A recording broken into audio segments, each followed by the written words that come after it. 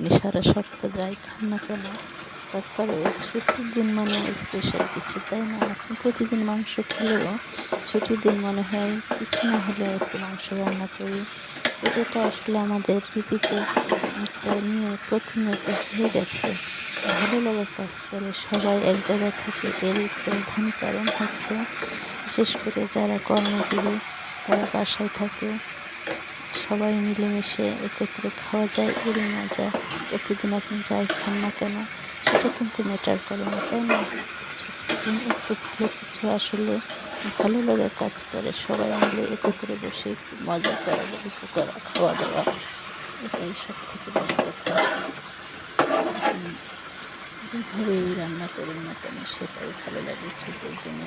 ছুটির দিনের মজাটা সত্যি অন্যরকম। এই যে মাংস কষা করছি,